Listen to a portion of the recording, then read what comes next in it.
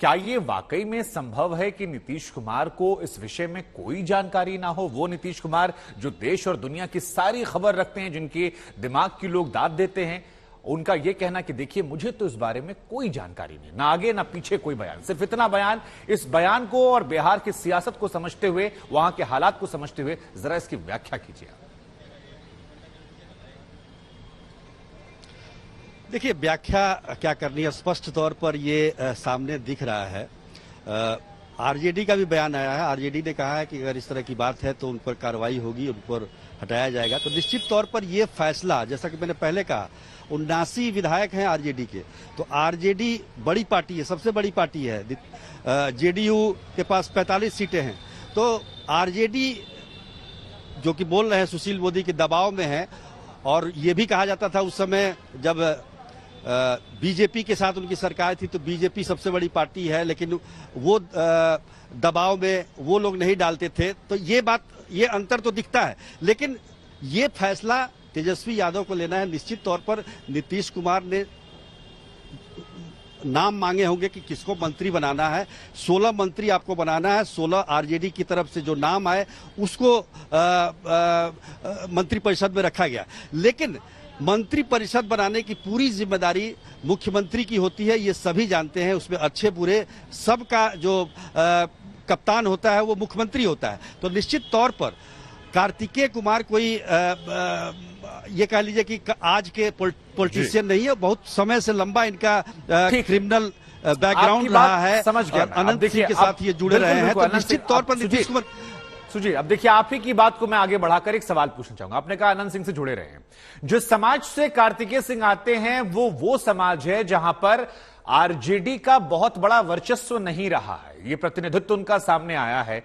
अब जरा लंबी सियासत को समझते हुए जरा मुझे यह समझाइए आप कि अगर नीतीश कुमार अपनी इमेज को बचाने के लिए कह देते हैं कि इन पर कार्रवाई कर दीजिए, तो क्या आरजेडी इसको लेकर सहज होगी? क्योंकि ऐसा लग रहा है कि कार्तिकेय को लेकर एक लंबी प्लानिंग उनकी थी, एक वोट बैंक में अपनी पकड़ बनानी थी। तो वो जातिगत जनगणना या जातिगत आधार पर सियासत को देखते हुए और ये मामला देखते हुए, क्या आगे आने वाले वक्त में थोड़ा खटास या कहें कि नोकझोंक जो है वो इन दोनों के बीच में अंदर खाने दिख सकती है, जो शायद बाहर टीवी कैमरों पर ना दिखाई जाए? देखिए, तेजस्वी यादव इधर हाल क्या कुछ दिनों से ये कह रहे थे कि उनकी पार्टी केवल एमवाई की पार्टी नहीं है, ए टू जेड पार्टी है। मंत्रिमंडल का जो गठन हुआ उसमें कहा जा रहा है कि एमवाई जो उनका समीकरण है उसके 33% लोग हैं। तो ए टू जेड पार्टी में सभी जातियों को जोड़ने की बात है। और ये जिस समाज से आते हैं उस समाज वो पहले आरजेडी का वोटर नहीं था, लेकिन पिछले चुनाव में अगर आप देखेंगे, खासतौर पर जो बोचहा का उपचुनाव हुआ विधानसभा का, या फिर एमएलसी का चुनाव हुआ, उसमें तवज्जो दी आरजेडी को उस जाति ने जिस जाति के कार्तिकेय कुमार आते हैं। कार्तिकेय कुमार मोकामा क्षेत्र से हैं और मोकामा आप देखते हैं कि गढ़ है अनंत सिंह का। अनंत सिंह लगातार वहां से विधायक हैं 2005 से। अब उनकी सदस्यता इसलिए समाप्त हो गई क्योंकि वो सजायाफ्ता हैं। और अगला उपचुनाव जो है मोकामा में होना है, क्योंकि मोकामा की सीट खाली है सजायाफ्ता होने के कारण अनंत सिंह के।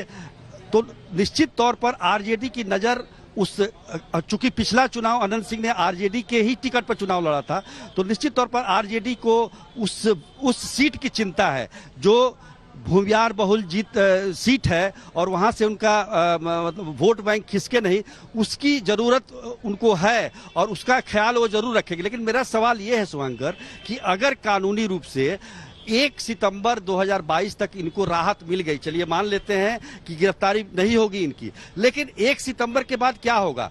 फिर तो इनको सरेंडर करना पड़ेगा, फिर इन्हें जेल जाना पड़ेगा, फिर कैसे डिफेंड करेंगे? कोई भी आरजेडी हो, जेडीयू हो या कोई पार्टी हो, किस प्रकार से आप इनको डिफेंड कर सकते हैं? और सबसे बड़ी बात कि नीतीश कुमार के लिए ये जो फैसला होगा कि अगर वो नहीं हटा पाते हैं तो उनकी उनके इमेज का क्या होगा? इतने वर्षों पैसों से जो छवि उन्होंने कमाई है उसका क्या सवाल होगा? दिया है, वो सवाल मैं आपसे पूछूंगा। और ये सवाल ये है कि अब से थोड़ी देर पहले जब बीजेपी के नेताओं से हम बात कर रहे थे तो वो कह रहे थे कि देखिए, नीतीश कुमार जी एक दौर में कहते थे कि क्राइम, करप्शन और कम्युनिज्म, इन तीन पर कोई समझौता नहीं है, लेकिन जो बदली परिस्थितियां है महागठबंधन की, इसमें नीतीश जी के पास केवल एक सी बचा है और वो है कॉम्प्रोमाइज।